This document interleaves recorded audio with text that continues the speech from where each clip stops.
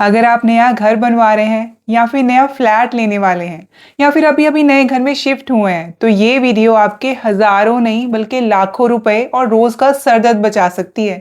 क्योंकि घर बनाते समय सब लोग एक जैसी बातें एडवाइस देते हैं, बड़ी टाइल लगवा लो, मॉड्यूलर किचन बनवा लो, पीओपी करवा लो, लेकिन किसी ने ये तो बताया ही नहीं कि घर में शिफ्ट होने के 6 महीने के बाद कौन कौन सी ऐसी परेशानियां शुरू होती हैं जिनका कोई भी ब्रोकर, कोई आर्किटेक्ट और कोई सेल्समैन पहले जिक्र तक नहीं करता। और तब समझ में आता है कि यार ये तो किसी ने बताया ही नहीं।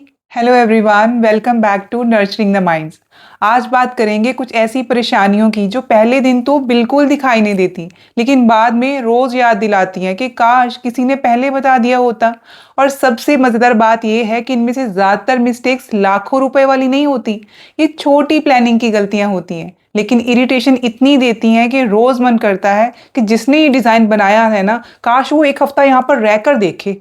तो आज की वीडियो में मैं ऐसे होम डिज़ाइन मिस्टेक्स बताने वाली हूँ जो लगभग हर फैमिली कभी ना कभी तो फेस करती ही है, और हर प्रॉब्लम का प्रैक्टिकल सॉल्यूशन भी दूंगी, इसलिए वीडियो एंड तक ज़रूर देखना। तो चलिए जी शुरू करते हैं।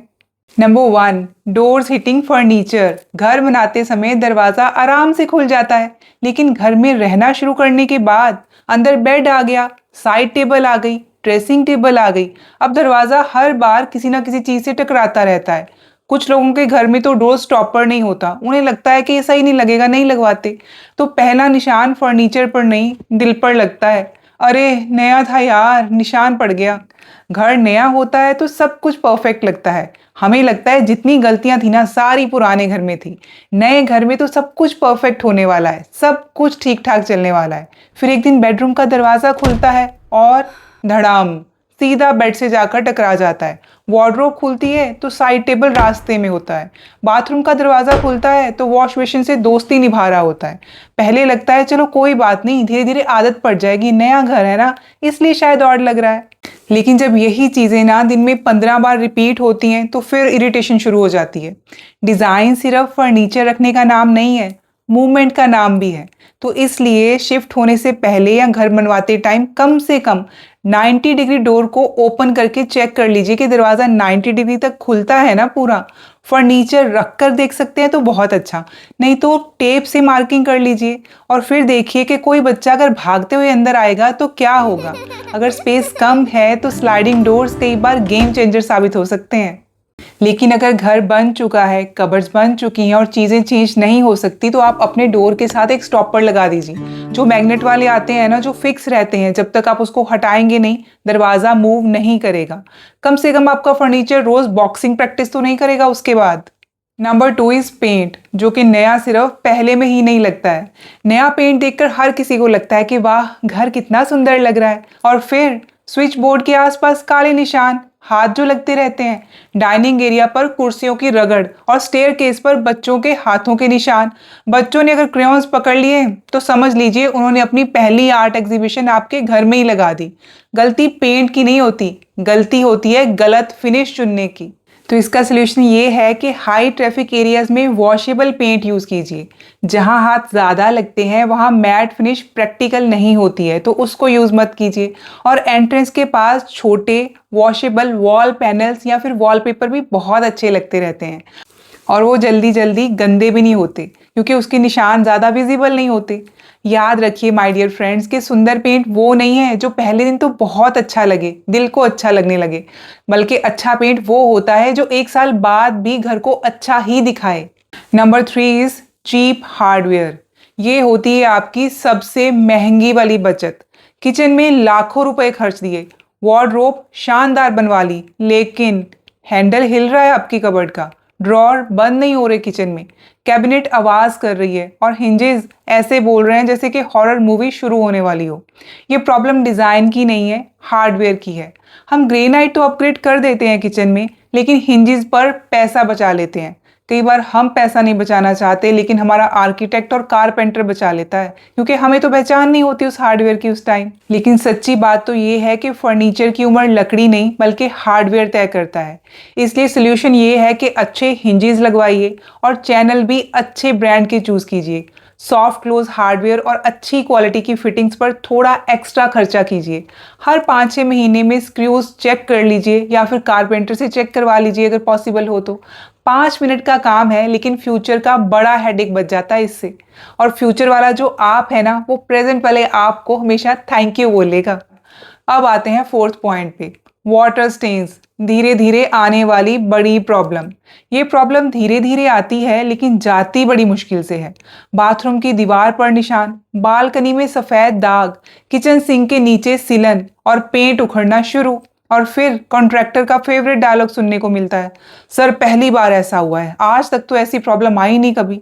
और फिर हम गूगल सर्च करते हैं सीलन हटाने का घरेलू उपाय। इसकी असली वजह होती है वाटरप्रूफिंग, स्लोप या फिर लीकेज। तो सॉल्यूशन ये है कि घर बनाते टाइम या फिर फ्लैट का पोजीशन लेने से पहले ड्रेन में पानी डालकर टेस्ट ज़रूर कीजिए।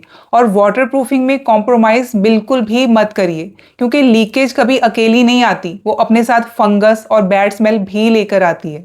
और जो पानी के स्टेन्स पड़ते हैं वो अलग से। नंबर 5 पे आते हैं मैट्रेसेस। हम शोरूम वाले कंफर्ट की और घर वाले रियलिटी चेक दोनों की बात करते हैं। मैट्रेसेस जब खरीदने जाते हैं ना, तो हम 2 मिनट लेट कर देख लेते हैं, शर्म आती है ना, ज़्यादातर देर लेट के देखेंगे तो लोग देख रहे हैं, अच्छा नहीं लग रहा है। या फिर हम क्या करते हैं कि हाथों से उसको प्रेस कर करके ना चेक करने की कोशिश करते हैं और हमें लगता है कि वाह भाई यही चाहिए, उसके घर में भी तो यही है ना, यही खरीद लेते हैं, या फिर ये ब्रांड अच्छा है तो खरीद ही लेते हैं।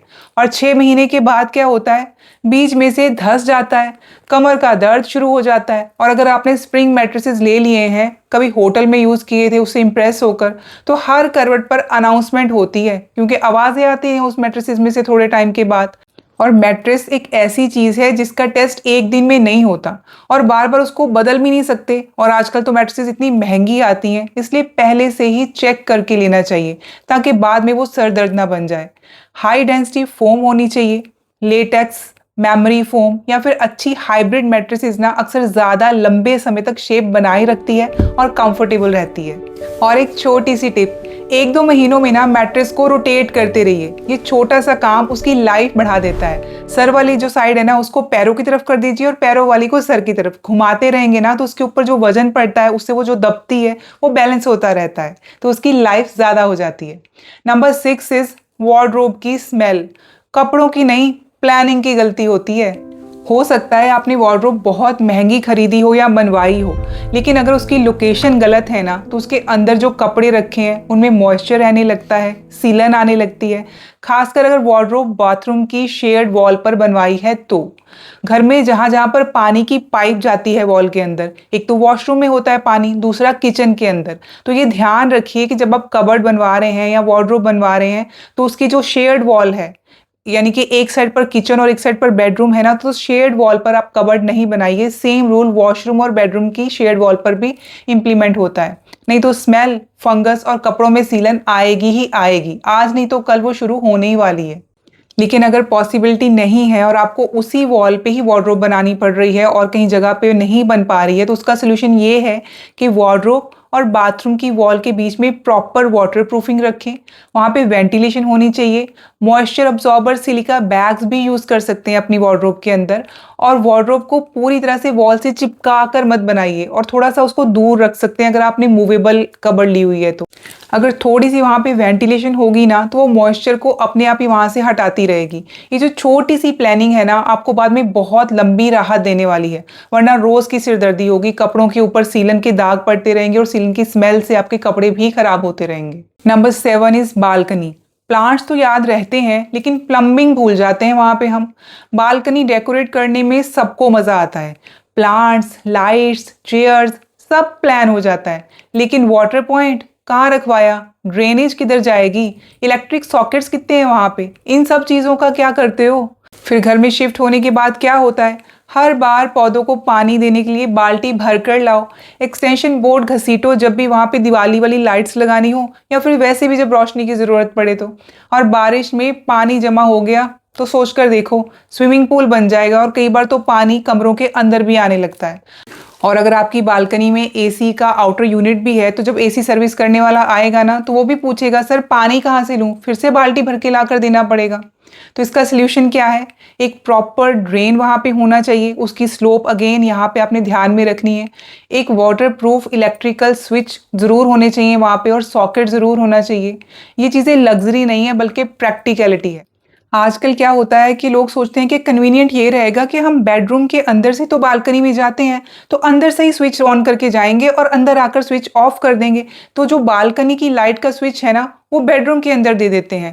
एक्चुअल में तो आपका इलेक्ट्रिशियन पैसे बचा रहा है या फिर आपका बिल्डर पैसे बचा रहा है, क्योंकि अंदर से वायरिंग नहीं करनी पड़ रही उसको, यहाँ पे पैसे बच रहे हैं उसके।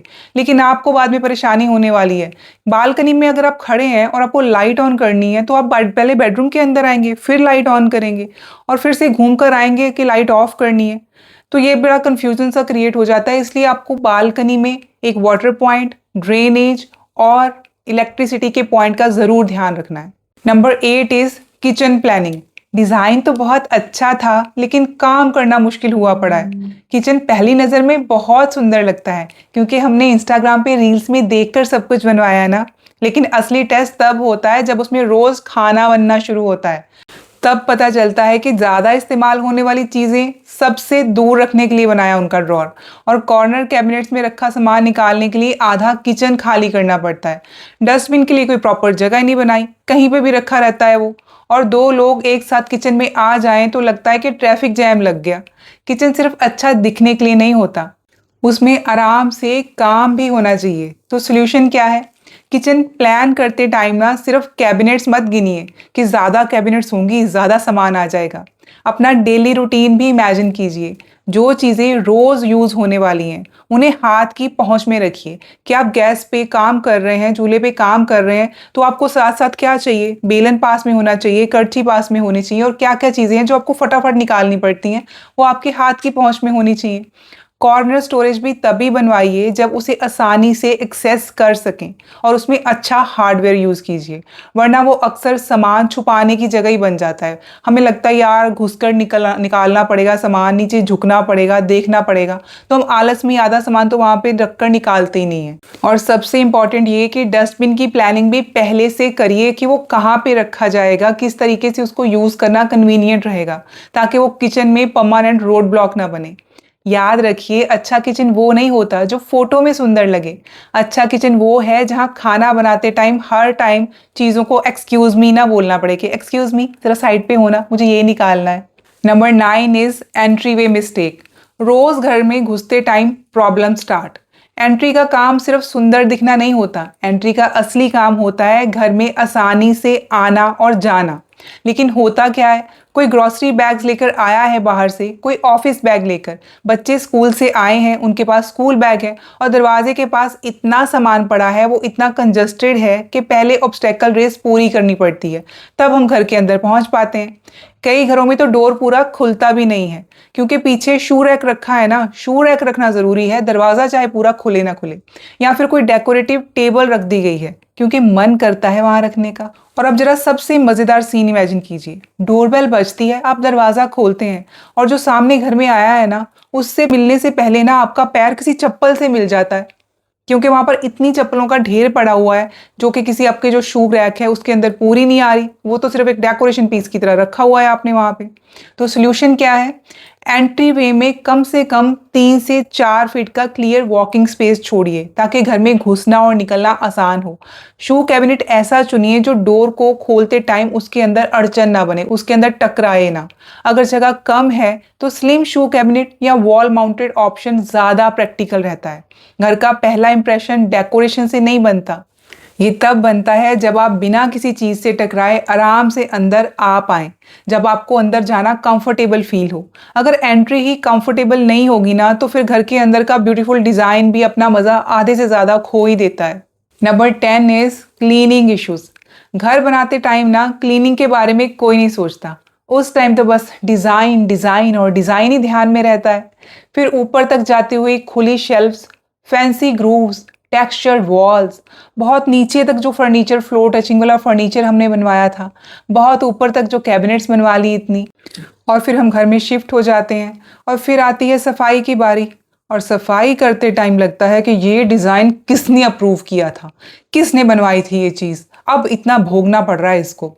सॉल्यूशन क्या है इसका? जहां पॉसिबल हो स्मूथ सरफेसेस चुनिए।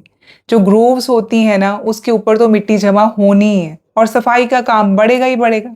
फर्नीचर इतना नीचे तक मत बनवाइए कि मॉप ही ना जा पाए वहां पर, और इतना ऊपर भी नहीं कि सफाई के लिए सीढ़ी निकालनी पड़े।